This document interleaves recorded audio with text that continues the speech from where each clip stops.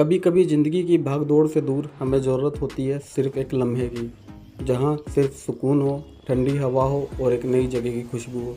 और इस बार मैंने चुना है देहरादून। तो हेलो दोस्तों, स्वागत है आपका मेरे देहरादून ब्लॉग में। और मैं हूँ धीरज और यहाँ मैं निकल चुका हूँ एक छोटी सी लेकिन दिल से बड़ी ट्रिप पर, देहरादून की तरफ। दिल्ली से देहरादून लगभग 250 किलोमीटर दूर है और दिल्ली से देहरादून का हाईवे भी बहुत अच्छा बना हुआ है। तो 6-7 घंटे मोस्टली लगते हैं अगर अपनी गाड़ी से जाएंगे। तो बस से जाएंगे तो थोड़ा ज़्यादा टाइम लग जाता है। और रास्ते में अपनी गाड़ी से जाओ तो रास्ते में तुम्हें बहुत अच्छे अच्छे ऐसे सीन मिलेंगे जिसको आप कैप्चर कर सकते हो, फ़ोटो वोटो खिंचवा सकते हो और गाड़ी रोक के चाय पी सकते हो। और देहरादून जा रहे हो तो मोस्टली कोशिश करो कि जितनी जल्दी सुबह हो सके उतनी जल्दी निकलो, क्योंकि उसके बाद ट्रैफिक भी बहुत मिल जाता है। तो अपना सुबह सुबह जल्दी निकलो। तो मैं आया हूँ इस तरफ से, यमुनानगर वाली साइड से, तो ये सहारनपुर से होते हुए जाती है। तो हमें जाना था सहस्त्रधारा, लेकिन वो बारिश ज़्यादा आने की वजह से वो बंद था। एक्चुअली उसके अंदर पानी बहुत ज़्यादा था। तो हम लोग गए लच्छी वाला। लच्छी वाला एक्चुअली जो ज़्यादा पास पड़ता है वो हरिद्वार और ऋषिकेश के पास पड़ता है। तो देहरादून में जब एंट्री करोगे आप हरिद्वार से तो सबसे पहले लच्छी वाला आएगा, लच्छी वाला नेचर पार्क। तो लच्छी वाला पे हम लोग एंट्री कर चुके हैं। एंट्री से पहले मतलब ये जो अभी हम जा रहे हैं लच्छी वाला पार्क के अंदर ही है। तो इससे बाहर जो मेन गेट है, मेन गेट पे आपको एंट्री तभी मिलेगी जब आप टिकट ले लोगे। तो पर हेड यहाँ पे 80 रुपीज़ चार्जेस लगते हैं। और अगर आपके पास गाड़ी है तो गाड़ी की पार्किंग का चार्ज अलग लगता है। तो ये जगह जो मोस्टली होती है वो लोगों के लिए पिकनिक का स्थान होती है। यहाँ पे लोग पिकनिक आके मनाते हैं, वीकेंड मतलब एंड पे यहीं पर ही आते हैं। और जो गवर्नमेंट है, गवर्नमेंट भी इसको थोड़ा और अच्छा सुधार कर रही है ताकि लोग यहाँ पे ज़्यादा से ज़्यादा आए। और यहाँ का जो व्यू होता है वो माइंड ब्लोइंग है, मतलब बहुत अच्छा व्यू मिलेगा आपको यहाँ पे। अभी ये जगह इतनी ज़्यादा प्रचलित नहीं है, अंडररेटेड है, लेकिन ये जगह वाकई में बहुत खूबसूरत है। यहाँ पे आपको एक पार्किंग के पास ही आपको नहाने के लिए मिल जाएगा। जैसे सहस्त्रधारा है वैसे ही आपको यहाँ पे नहाने के लिए मिल जाएगा। तो यहाँ पे पहले हम लोग नहाते हैं, उसके बाद बगल में ही पार्क है, पार्क में जाएंगे।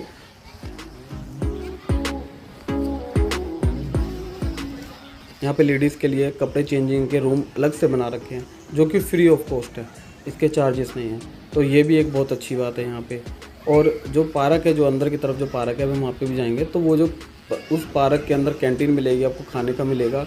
आप जब भी यहाँ पर आओ तो मोस्टली मैं तो ये कहूँगा कि अपने घर से अपनी गाड़ी में आओ यहाँ पे, और यहाँ पे अपना खाने का सामान लेकर आओ ढेर सारा, जो यहाँ पे बैठ के एक जगह बैठ के आप लोग पिकनिक मंगा सको। पूरी फैमिली के साथ आओ, पूड़ी बना के लाओ, छोले बना के लाओ, हलवा बना के लाओ, मतलब कुछ भी बना के लाओ और यहाँ पे बैठ के फैमिली के साथ एंजॉय करो। तो ये पिकनिक स्पॉट बहुत अच्छा है। तो अभी हम यहाँ पे चलते हैं, थोड़ा सा नहाते हैं, मस्ती करते हैं।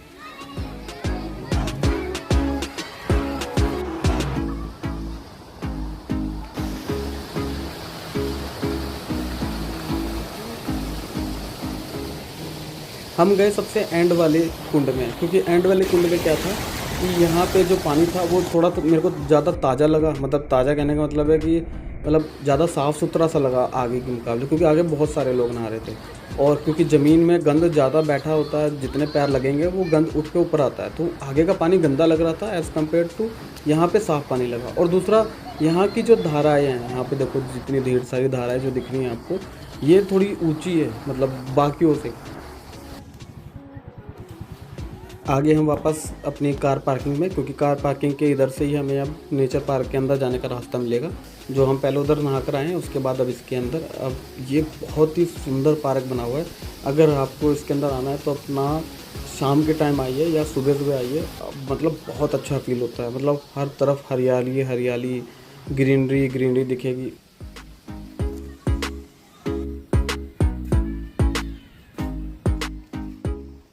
नहाने के बाद भूख भी लग जाती है, तो इसके अंदर कैंटीन भी है। और कैंटीन के जो प्राइस है वो भी इतने ज़्यादा नहीं है, मतलब ठीक ठाक है।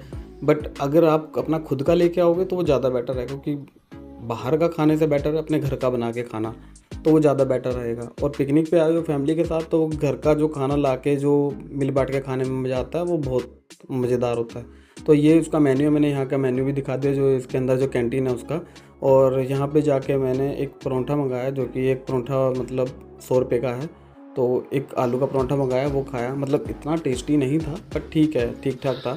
नहाने के बाद भूख लग रही थी, तो भूख जब लगती है तो हर टाइप का खाना टेस्टी लगता ही लगता है।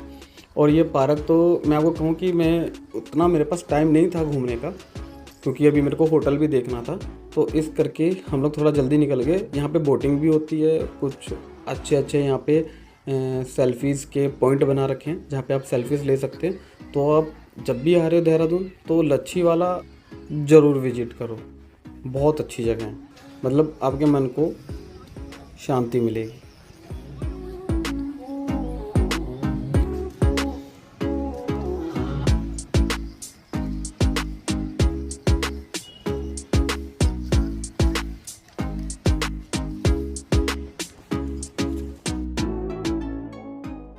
अब हमारा अगला स्टॉप है गुच्चू पानी, जिसको रॉबर्ट्स केव भी बोलते हैं। तो गुच्चू पानी हम गए। यहाँ पे एक्चुअली अगर आप जा रहे हो अपनी गाड़ी से तो आप यहाँ पे ध्यान रखना कि जो सबसे लास्ट वाली पार्किंग है वो लेगी 95 रुपीज़, और एक दो पार्किंग आप पीछे देखोगे तो वो 50 रुपीज़ लेगी।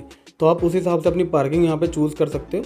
और अगर आप यहाँ पे किसी बस से आ रहे हो, ऑटो से आ रहे हो, तो उससे भी आ सकते हो। बस आपको यहाँ पे जो बगल में जो गांव है, अनार वाला गांव, आपको वहाँ तक उतारेगी। वहाँ से आपको पैदल आना पड़ेगा, जो ज़्यादा दूर नहीं है। इसकी एंट्री टिकट लगती है जो करीब 35 रुपीज़ पर हेड है।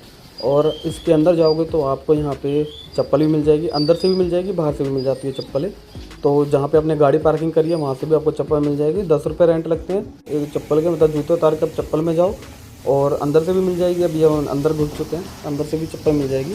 तो यहाँ पे आपको जो फ़ोन के जो कवर मिलते हैं वाटर प्रूफ, वो भी मिल जाएंगे यहाँ पे रेंट पे।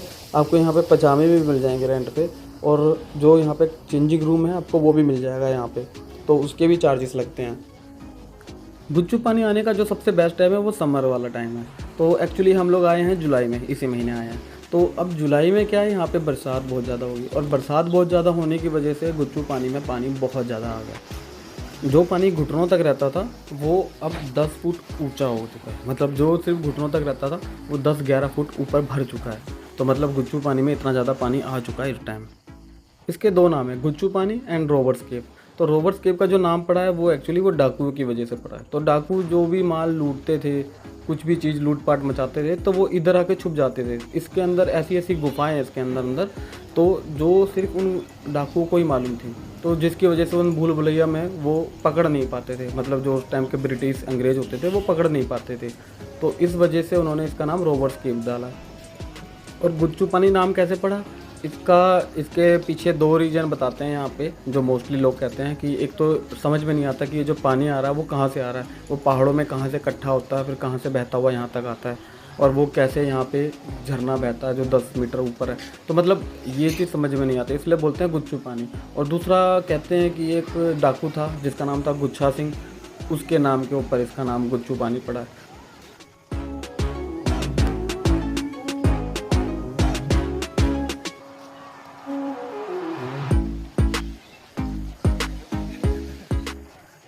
चलो आगे चल के देखते हैं पानी की धारा कितनी तेज़ है और पानी कितना तेज़ है।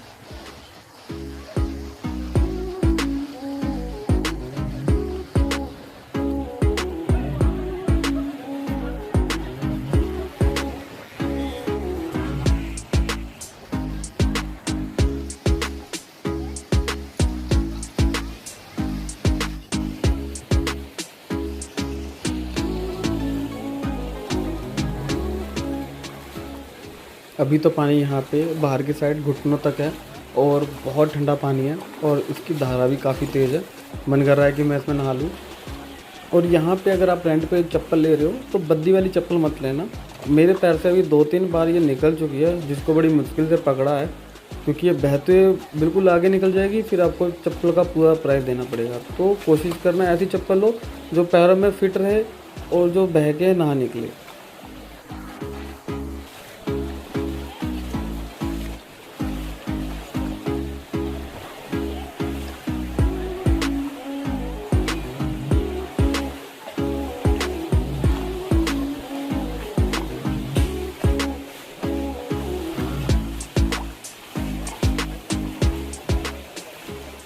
चला नहीं जा रहा क्योंकि बहुत स्लिपरी जगह है और पैर फिसल रहे हैं। तो ये भी ध्यान रखना है कि चप्पल ज़्यादा घिसी हुई ना हो, उसके नीचे की जो तली होती है वो ज़्यादा घिसी हुई ना हो। हम लोग एंड पर आ चुके हैं, मतलब ये एंड नहीं है, एंड तो इससे भी आगे जाके हैं जहाँ पे झरना बह रहा है, लेकिन इससे आगे जाना अभी खतरे से खाली नहीं है, क्योंकि ये पानी जो है पूरा भर चुका है। यहाँ पे पानी की गहराई 10-11 फुट हो चुकी है, आप कह सकते हो कि एक मंजिला इमारत। तो इसलिए मैं कह रहा था कि समर इसका सबसे सही टाइम है, या तो जब बरसात जब स्टार्ट होती है, जब मतलब बहुत कम बरसात होती है तब यहाँ पे आओ। तो जब ज़्यादा बरसात आ जाए तो उसके बाद यहाँ पे आने का यही नुकसान होता है कि यहाँ पे पानी बहुत ज़्यादा इकट्ठा हो जाता है। और अभी जो टाइम चल रहा है वो है जुलाई 2025। तो ध्यान रखना कि अगर आप लोग अभी का अगर प्लान बना रहे हो यहाँ पे देहरादून आने का, तो ये थोड़ा सोच कर आना। और देहरादून में जो मोस्टली चीज़ें होती हैं वो संडे को ओपन रहती है और मंडे को बंद रहती है। तो अगर आप प्लान बनाओ तो हमेशा सैटरडे संडे का बनाओ, या कुछ ऐसा प्लान बनाओ कि जो मंडे को ना घूमना पड़े। देखो मैं जूम करके देख रहा हूँ तो मेरे को हल्की सी कुछ धारा सी नज़र आ रही है, जो झरना बह रहा है। तो लेकिन ये पता नहीं चलता कि ये पानी कहाँ से आ रहा है।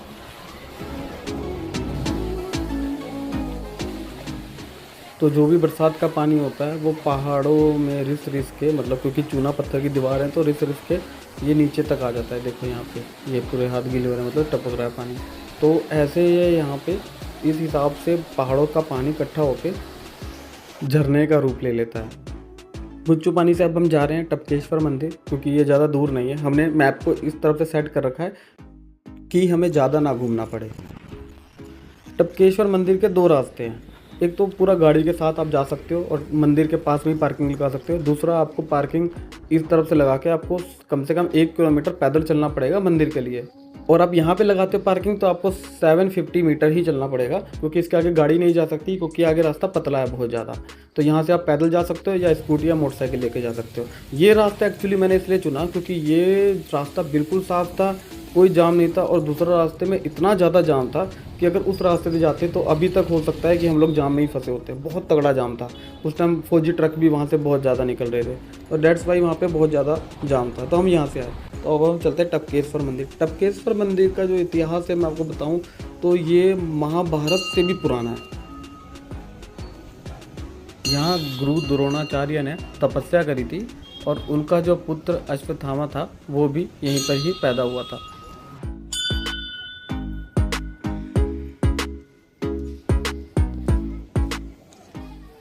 अश्वत्थामा को पिलाने के लिए शिवजी ने यहाँ पे दूध की धाराएं बहा दी, जिसकी वजह से यहाँ पे मंदिर के अंदर पहाड़ों से दूध की धाराएं टपकने लगी, जिसकी वजह से इसका नाम टपकेश्वर मंदिर पड़ा, जो आज की डेट में पानी में बदल चुका है। तो इस मंदिर के अंदर एक ऐसी गुफा है जहाँ पे प्राकृतिक रूप से बने हुए शिवलिंग आज भी विराजमान है। इस मंदिर के अंदर अश्वत्थामा की मूर्ति भी है और अश्वत्थामा को जो अजर और अमर का जो वरदान मिला था वो भी इसी मंदिर से मिला था।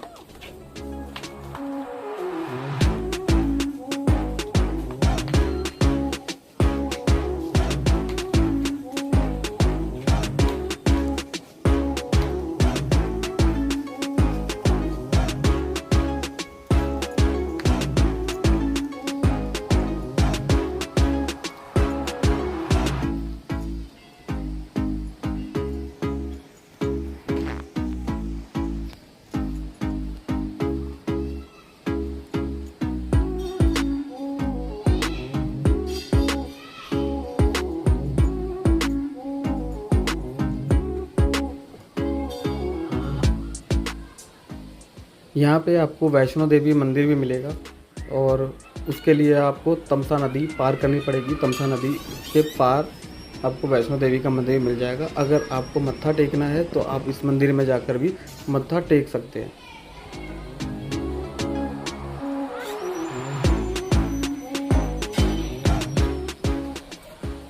ये जो मंदिर है जो मेरे लेफ्ट साइड में, ये गुफा के अंदर है, एक केव के अंदर है, मतलब पहाड़ों के नीचे हैं, जो प्राकृतिक रूप से बने हुए हैं।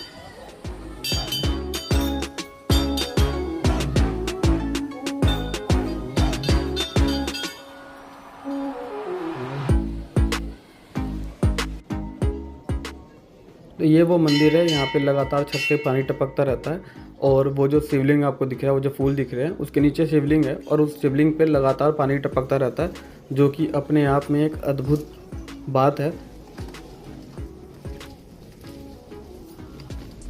इसकी छत गीली है और इसकी छत से पानी टपकता रहता है। और अगर आप यहाँ पे अगर आओगे तो आपको अपने ऊपर भी पानी टपकता हुआ महसूस होगा।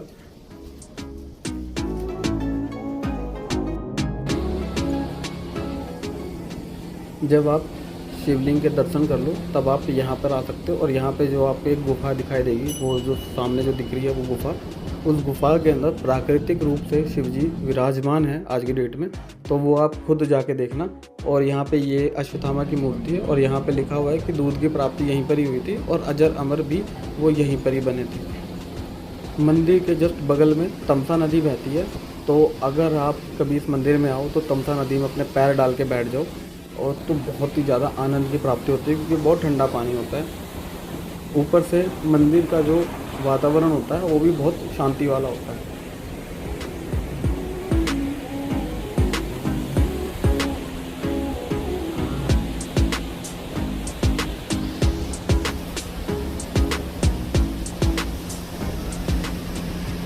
यहाँ पे लोग नहाते भी हैं, क्योंकि मैंने देखा कि कुछ लोग यहाँ पे नहा भी रहते हैं।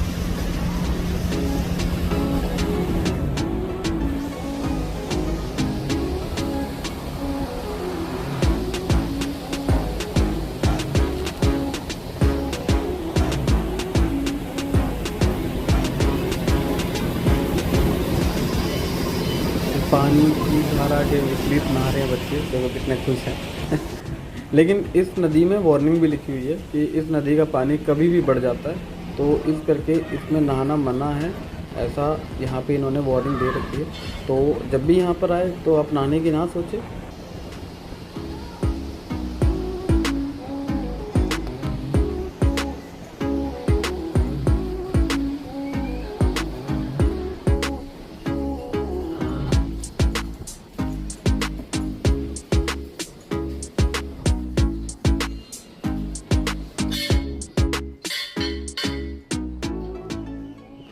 मंदिर से बाहर निकलते ही आपको यहाँ पे बैठने की कई जगह मिलेगी, जो बेंच बना रखे हैं आप उसमें बैठ सकते हैं और आपको यहाँ पे एक ऐसी शांति मिलेगी, आपको दुनिया की टेंशन नहीं रहेगी।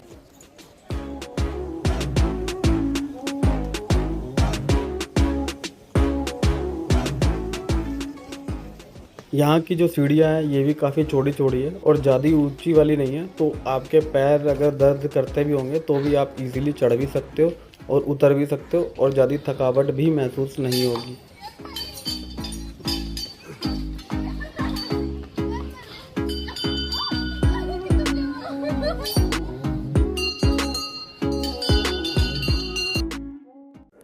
अब हम निकल रहे हैं FRI forest research institute. Tapkeshwar Mahadev मंदिर से ज़्यादा दूर नहीं है, खाली 2.2 माइल्स दूर है। इसकी एंट्री फीस है जो 15 रुपये पर हेड है और गाड़ी पार्किंग के 40 रुपये हैं। तो आपने ये बिल्डिंग कई सारी फिल्मों में भी देखी होगी। अभी हमें गेट पे ही बताया कि जस्ट अभी स्टूडेंट ऑफ द ईयर 3 की शूटिंग कंप्लीट हुई है, तो मतलब स्टूडेंट ऑफ द ईयर तीसरा पार्ट भी यहीं बना है। और यहाँ पे और भी कई सारी फिल्में हैं बॉलीवुड में जो यहाँ पे बनी हैं, जैसे कि रहना है तेरे दिल में, कृष्णा कॉटेज। करीब करीब 2000 एकड़ में फैला हुआ है ये, और ये बहुत बड़ा है। ये गिनीज बुक ऑफ वर्ल्ड में भी इसका नाम रिकॉर्ड हुआ था, क्योंकि इतनी बड़ी बिल्डिंग सिर्फ और सिर्फ ईंटों के बेस पे बनाई गई है। मतलब इसकी जो छत है अगर आप देखोगे तो वो भी ईंटों की बनी हुई है, और इसके अंदर बहुत सारे संग्रहालय हैं।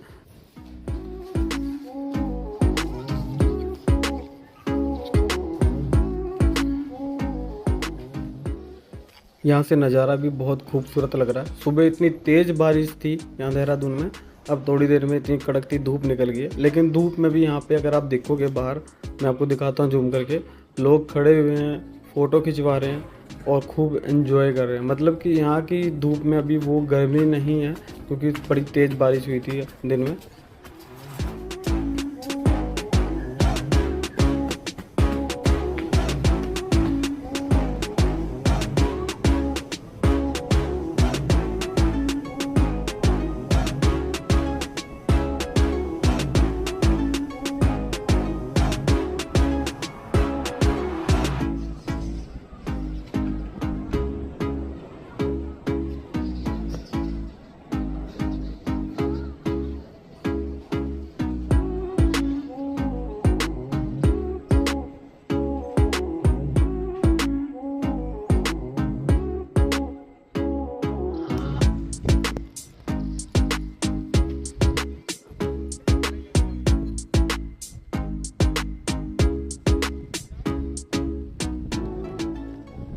अभी हम वहाँ सामने खड़े थे, अब हम इधर आ गए। यहाँ से भी बड़ा खूबसूरत नज़ारा है इस पूरी बिल्डिंग का।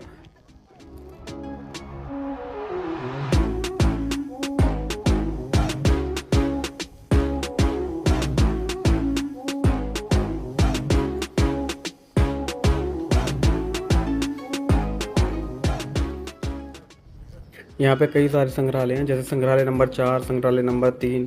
और अगर मैं आपको संग्रहालय दिखाऊं तो संग्रहालय के बाहर आपको एक मैप ज़रूर मिल जाएगा। हर संग्रहालय के बाहर मैंने देखा तो अंदर बहुत सारे संग्रहालय हैं, और इसके अंदर जब हमने एंट्री करी तो जाके पता चला कि जो टिकट हमने गेट पे ली थी वो टिकट यहाँ पे मान्य नहीं होगी, तो इसके लिए हमें एक अलग से टिकट लेनी पड़ेगी। तो कई सारे संग्रहालय हमने देखे, लेकिन हमने बाहर से देखे क्योंकि इसकी अलग से टिकट थी जो कि काफ़ी महंगी थी। और अभी मेरा मन भी नहीं है संग्रहालय घूमने का, किसी दिन अच्छे मूड में आके मैं घूमूंगा संग्रहालय सारे। तो अभी हमें जाना है बुद्ध टेम्पल। अभी धीरे धीरे शाम हो रही है, तो बुद्ध टेम्पल हम लोग सोच रहे हैं टाइम से पहुंच जाए। तो हम बाहर आ गए हैं, हमारी गाड़ी पार्किंग में खड़ी है। धूप भी धीरे धीरे जा रही है, मतलब जब तक हम लोग बुद्ध टेम्पल पहुंचेंगे तब तक हो सकता है कि धूप बिल्कुल जा चुकी हो। अभी देखो ऑलमोस्ट जा ही चुकी है धूप। तो और यहाँ का जो रास्ता है जो गेट से लेके FRI तक है, ये भी बहुत प्यारा रास्ता है। सबसे लास्ट में बुद्ध टेम्पल हमने इसलिए चुना क्योंकि बुद्ध टेम्पल से बाहर निकल के सहारनपुर जाना हमें ज़्यादा आसान रहेगा, हमें देहरादून के अंदर घूमना नहीं पड़ेगा। बुद्ध टेम्पल में पार्किंग का चार्जेस है 50 रुपये, और ये कहते हैं कि तिब्बत के बाहर सबसे बड़ी गौतम बुद्ध की प्रतिमा इसी मंदिर में है। अब इस मंदिर के अंदर चलते हैं।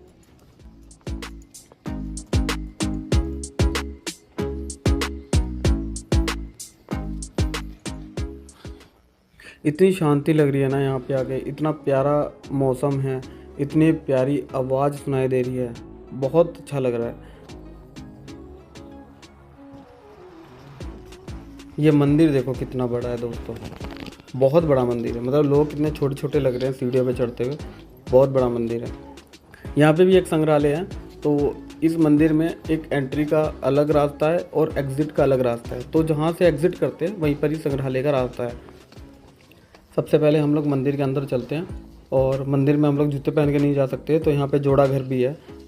तो पहले हम लोग मंदिर घूम लेते हैं, उसके बाद हम इसका सारा पार्क घूमेंगे। जूते घर का चार्जेस खाली 3 रुपये पर जोड़ी है, तो अगर आपके पास खुले नहीं हैं तो यहाँ पे खुले लेकर अवश्य आए। अदरवाइज़ आप यहाँ पे कहीं भी नीचे जूता रख के मंदिर में घूम सकते हो। और एक चीज़ जो मेरे को यहाँ पे आके पता चली, ये जो गौतम बुद्ध की प्रतिमा के पास ये जो गैलरी दिख रही है, ये गैलरी सिर्फ और सिर्फ रविवार के दिन ओपन होती है। तो जब भी इस मंदिर में आए तो मोस्टली कोशिश करिए कि वो रविवार का दिन हो। और यहाँ पे बहुत बड़ी बड़ी प्रतिमाएँ हैं, जैसे एक प्रतिमा ये भी है।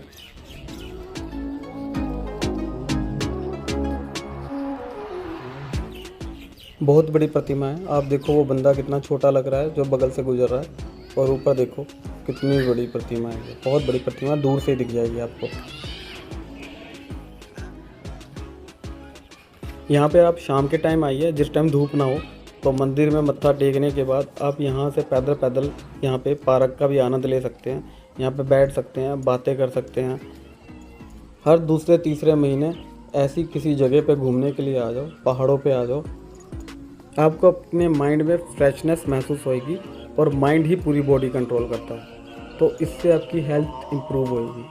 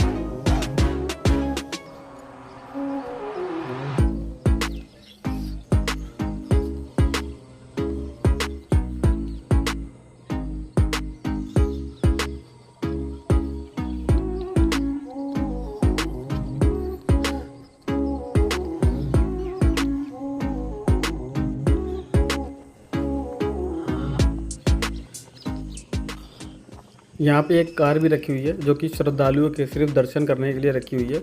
इसको दलाई लामा यूज़ करते थे, तो इस गाड़ी को माना जाता है कि इस गाड़ी के अंदर उनका आशीर्वाद है।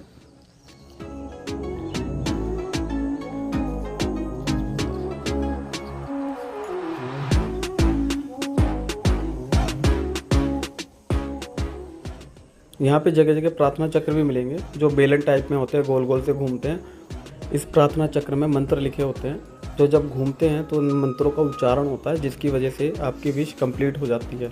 अगर आपकी कोई विश है, आप इसको घुमा रहे हो तो आपकी विश वो कंप्लीट हो जाएगी। इसको घुमाने का सही तरीका है, इसको आपको क्लॉकवाइज घुमाना है, एंटी क्लॉकवाइज आप इसको ना घुमाएं। एग्जाम्पल के लिए अगर बोलूँ, संतरा को अगर उल्टा पढ़ेंगे तो वो बनेगा रातंस। ऐसे ही मंत्रों का उच्चारण भी उल्टा हो जाएगा, जिसकी वजह से हो सकता है कि आपकी विश पूरी ना हो पाए।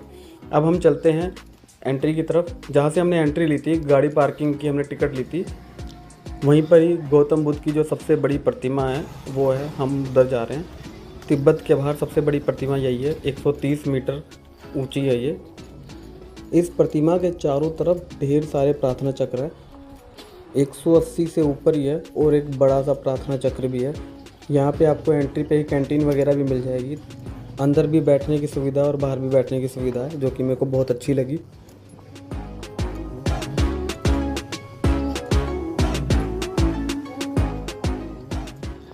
सामने जो प्रार्थना चक्र देख रहे हो आप, छोटे छोटे से सामने दीवार पे देख रहे हो प्रार्थना चक्र, तो आप कोशिश करो इस प्रार्थना चक्र को यहीं से स्टार्ट करो, लेफ़्ट से राइट की तरफ जाते हुए, जिससे आपका ये जो प्रार्थना चक्र है वो क्लॉकवाइज घूमे ऐसे।